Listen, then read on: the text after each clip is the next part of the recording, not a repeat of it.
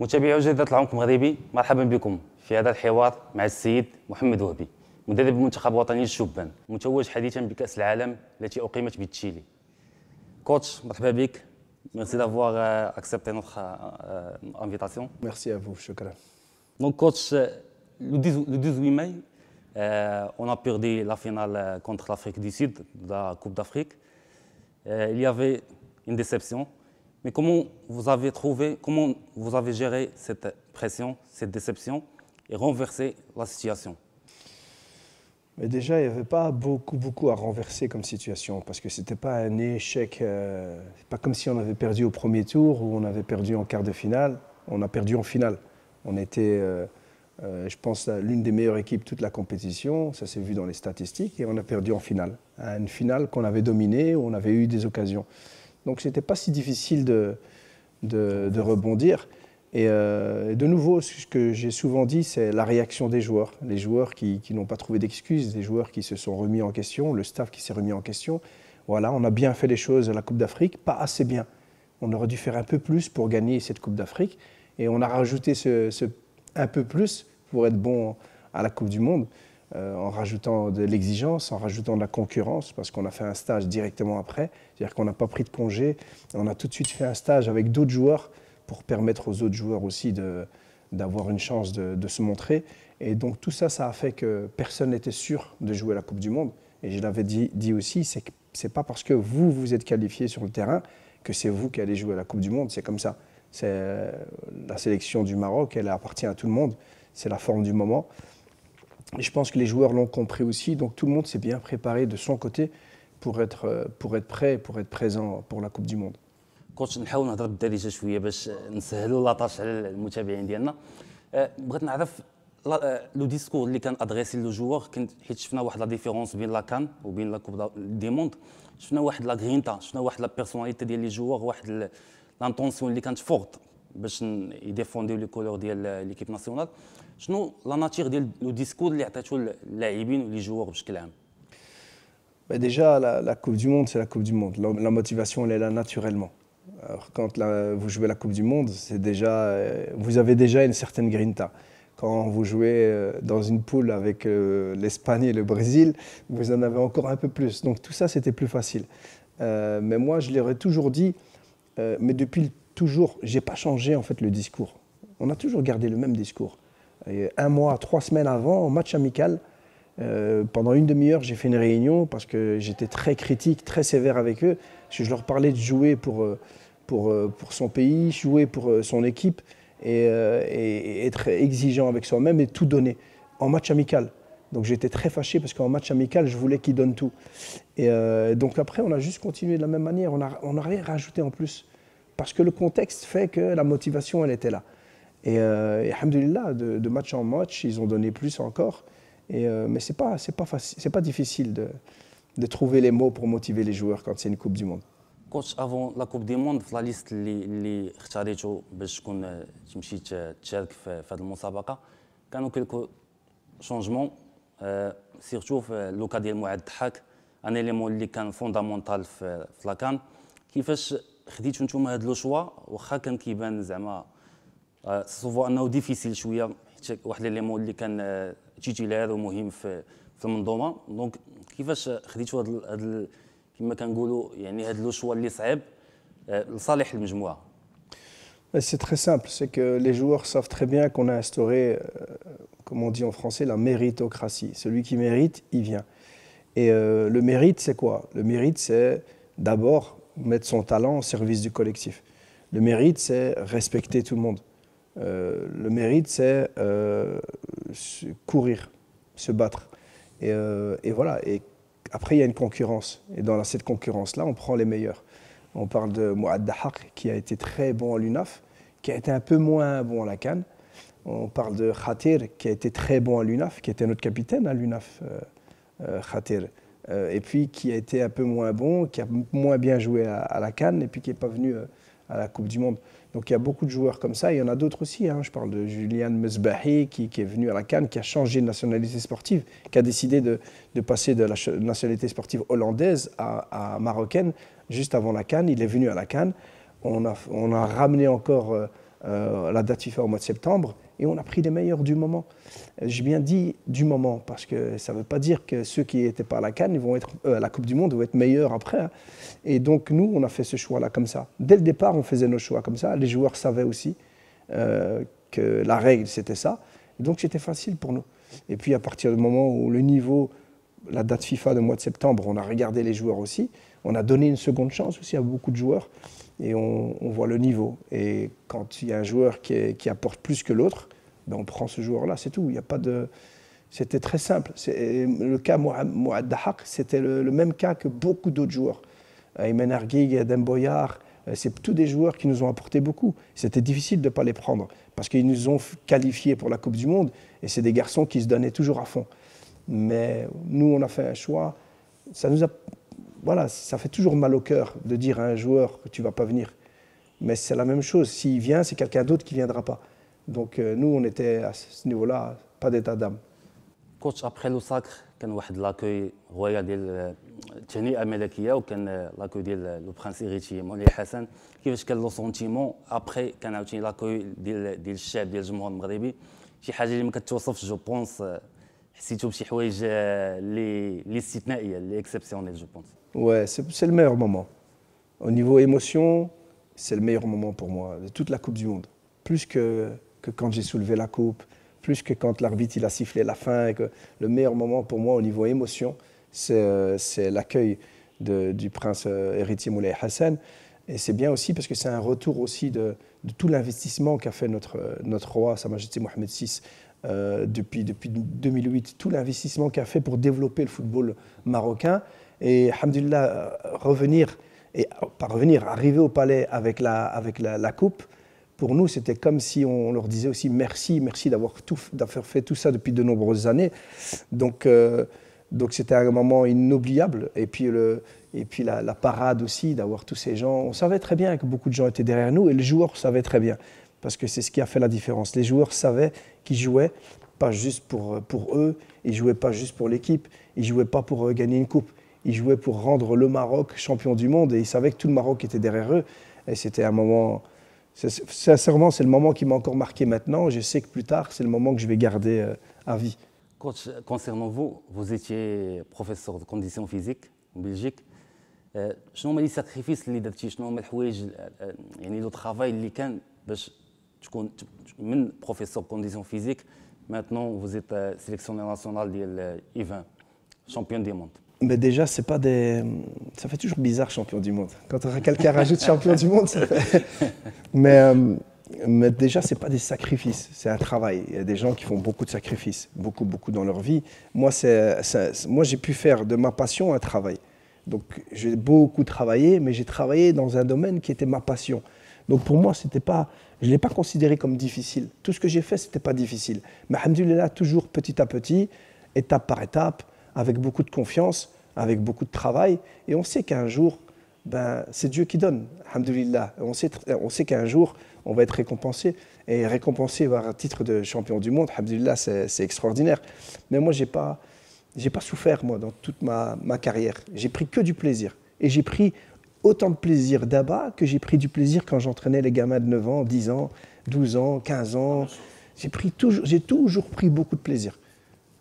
Coach, concernant le trio de l'attaque, Yassine Jassim, Yassine Zabiri, وعثمان معما, شنو واحد الترانسفورماسيون اللي كانت راديكال من لاكان لي جو كانوا ماتير كثر كانت عندهم ليفيكاسيتي شنو الترافاي اللي كان اللي اكومبلي في لو شونتيي داتاك سيرتو في يعني في ليفيكاسيتي في اننا نسجلوا الاهداف بشكل مهم. Mais déjà, le travail, il est beaucoup en dehors du terrain. Il faut savoir que quand on est en équipe nationale, on n'a pas le temps vraiment de beaucoup travailler sur le terrain.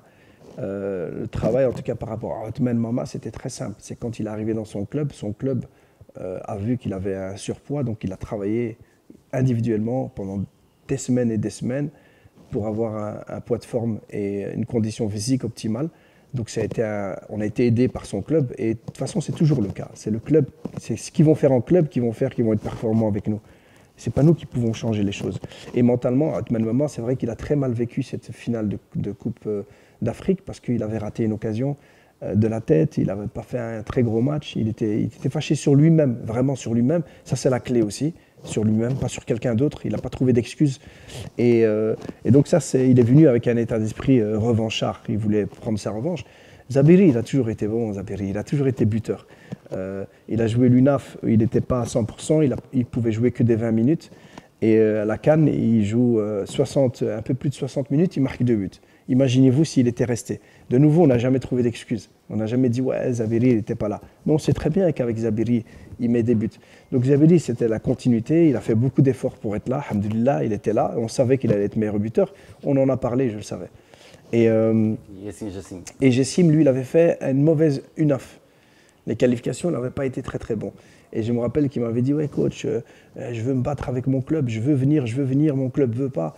Je ne veux pas rater cette Coupe du Monde, j'ai déjà raté la Coupe d'Afrique, je ne veux pas rater la Coupe du Monde. » Et je lui avais dit « ouais mais tu étais là à l'UNAF, tu n'as pas été très bon. » Il me dit « ouais je sais, mais là c'est différent. » Je dis « ok c'est bien. » Je dis « c'est bien d'avoir cet état d'esprit. » Et ils avaient tellement envie d'être là. Et bien sûr que c'est naturel, ce sont des joueurs de foot, ils ont envie de vivre cette Coupe du Monde, ils ont envie de se montrer. Mais la clé, je pense, c'était qu'arriver là dans le groupe, après les discours qu'on avait, après C'était un déclic. Oui, mais surtout le travail qu'on a fait pendant toutes ces années, ils ont tous mis de côté leur ego. Le fait de je veux être meilleur joueur, je veux faire une bonne Coupe du Monde, je veux trouver un bon contrat.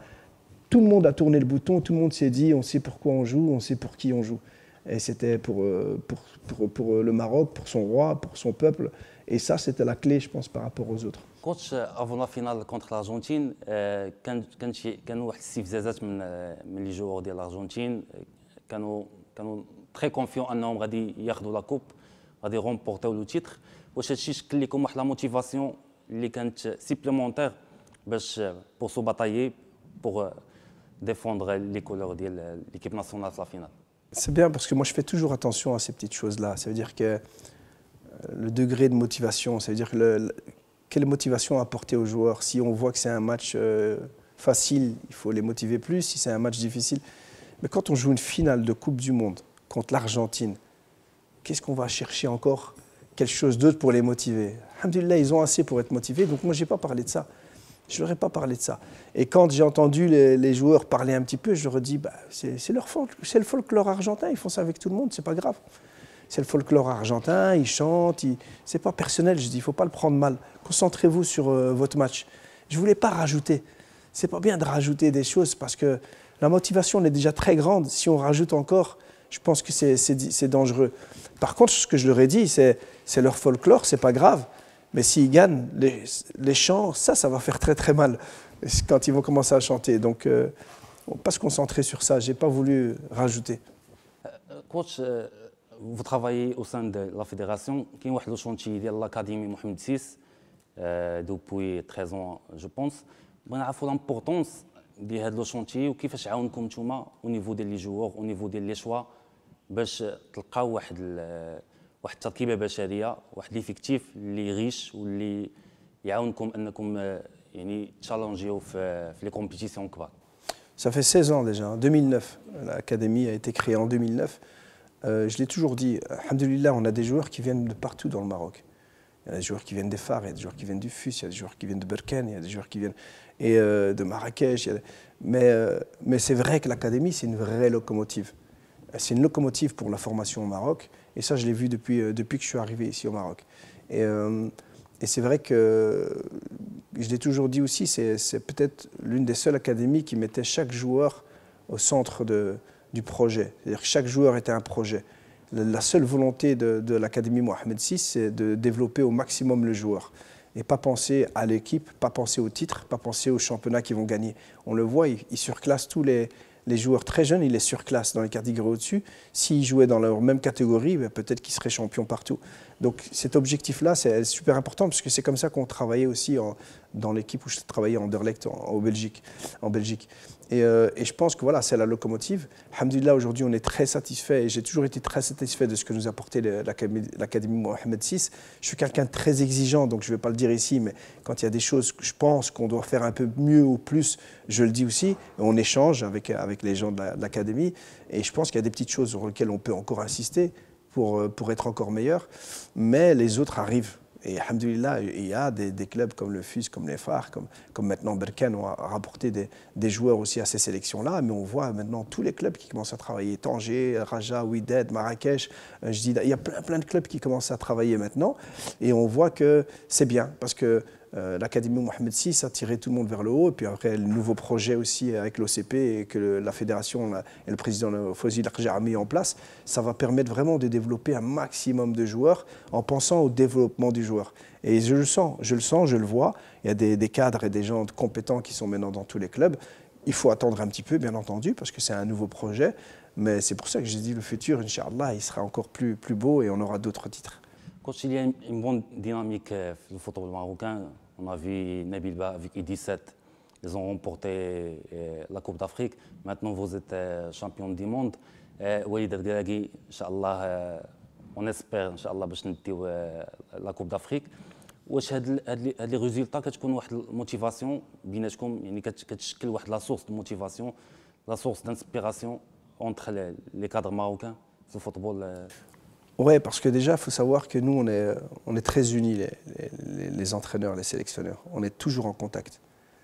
Moi-même, avec Walid, avec Tariq, avec Nabil, avec Ashraf des U15, avec Nourdine Naïbet qui faisait les U18.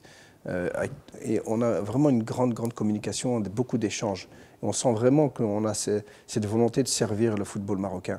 Et moi, je me suis beaucoup servi de toutes les Coupes d'Afrique jouées en U17, U23, des Jeux Olympiques, de ce que Walid a fait au Qatar. Je me suis toujours servi de ça pour m'améliorer moi-même, améliorer mon équipe.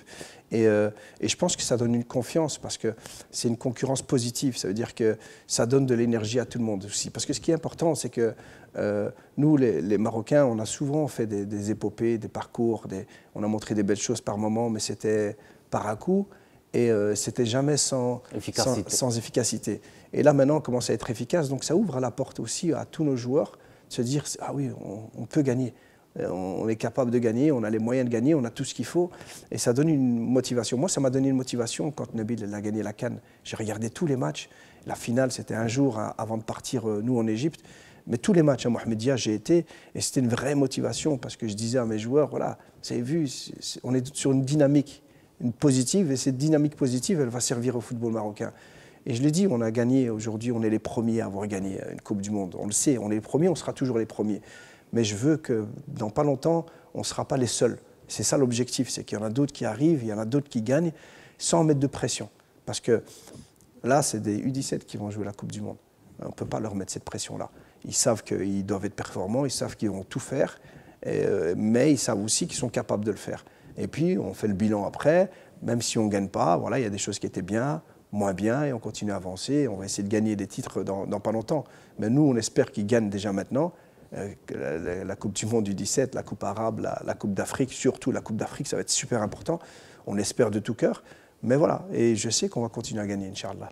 Coach, concernant le sentiment de tes parents après le sacre, كيفاش شفتيها داكشي كان توجور بالنسبه لك فاش شفتي لي بارون ديالك انهم فرحوا انهم فيليسيتاوك كيفاش عشتي هاد ليكسبيريونس؟ Ouais, c'est une expérience incroyable. Et puis moi j'appelle toujours après le match, j'ai ma femme et mes enfants, mon père, ma mère, et j'attends l'appel de Fawzi Lakhdja, notre président.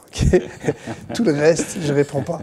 Tout le reste, je réponds pas, je n'appelle pas, rien. C'est vraiment les seules personnes que j'ai tout de suite au téléphone. Et de les voir fiers comme ça, heureux. Et je sais que ma maman, par exemple, Walida, elle n'aime pas trop regarder les matchs. Elle se met dans une autre pièce, Coran, et pendant tout le match, elle dit. Et mon papa, lui, il est toujours très calme. Il regarde, il relativise. Ça veut dire, alhamdoulilah, c'est comme ça, c'est la vie, fi akhair, dans la défaite. Mais là, je l'ai senti vraiment très, très ému, très, très touché. Et c'est un retour aussi par rapport à tous les sacrifices qu'ils ont fait, eux, pour nous amener, pour nous faire vivre dans un pays où on aura une scolarité, on aura les moyens de vivre correctement. Et de revenir ici au Maroc, qu'ils ont quitté eux, ils ont quitté le Maroc pour le bien de la famille, et revenir au Maroc et porter leur nom, surtout le nom Wahhabi, c'est super important pour mon papa. Et alhamdoulilah, c'est une grande fierté. Et voilà, et c'est pour ça que je vous dis, hein, dès que j'ai fini les interviews, je vais les voir. Inch'Allah. Coach, en 2005, on avait une génération qui était dorée, qui était demi-finale de la Coupe du Monde U20. Maintenant, comment on doit protéger cette génération de 2025? شنو هما les chantiers اللي خصنا نخدموا عليهم في l'avenir إن شاء الله? Les mêmes chantiers qu'on a fait pour que eux arrivent là. C'est-à-dire que beaucoup de joueurs ont déjà joué les Coupes du Monde du 17, beaucoup étaient déjà en U15. Et donc c'est une continuité, c'est un processus. Ce n'est pas une finalité, ce n'est pas on a gagné, tout s'arrête. Donc voilà, et on leur a dit, dès le lendemain, ça recommence. Dès le lendemain, ça recommence. Parce que ce qui va faire la différence, c'est leur club. C'est ce qu'ils vont faire en club, c'est leur choix de carrière. Il faut qu'ils jouent. Et l'avantage qu'on a, c'est qu'ils savent que le Maroc, la sélection nationale, elle est importante et elle est très difficile d'y arriver. Et donc cette concurrence, ça va permettre à tout le monde de se dire si je ne joue pas, je ne vais pas venir. Et donc ils vont devoir faire les bons choix. Ils savent très bien que ce n'est pas parce qu'il est champion de... Il sait très bien, Zabiri, que ce n'est pas parce qu'il a marqué 5 buts, c'était l'un des meilleurs joueurs de la Coupe du Monde, qu'il va rester les bras croisés à dormir pendant 3 mois, il va être appelé après. Il sait très bien qu'il ne sera pas appelé s'il ne prouve pas en club. Donc je pense que c'est surtout ça, c'est les choix de carrière qu'ils vont faire. Et puis à la DTN, il ne faut pas s'inquiéter. On travaille tellement bien à la DTN, il y a, toutes les personnes qui sont à la DTN vont continuer encore à travailler pour que les générations continuent à jouer contre des grosses équipes, des gros matchs amicaux, des tournois internationaux. Et c'est ça qui va faire qu'on va les garder. Et puis ça ne va pas être que ceux qui étaient champions du monde. Il y a des joueurs qui n'étaient pas là qui vont se montrer. Et c'est ça aussi qui va aider tout le monde. C'est ouvrir la porte à tout le monde. Et pour protéger coach, les joueurs de l'Orego, maintenant, quand je fais les news, les informations, il y a beaucoup de clubs, les barines, les services des joueurs. Fait la période اللي sensible, كيفاش لو جوور مثلا زابيري ما ليغو ديالو يبقى شويه هابط وما يشوفش ان هاد الفرقه الا بغاتو هاد الفرقه الا بغاتو باش ما تاثرش عليه في لي شوا ديالو في لو روندمون اكتويل ديالو. Ce qui est bien, c'est qu'on n'est pas en fin de saison. C'est que les transferts, ils ne vont pas se faire maintenant. S'il y a un club qui s'intéresse à vous, vous allez encore continuer dans votre club.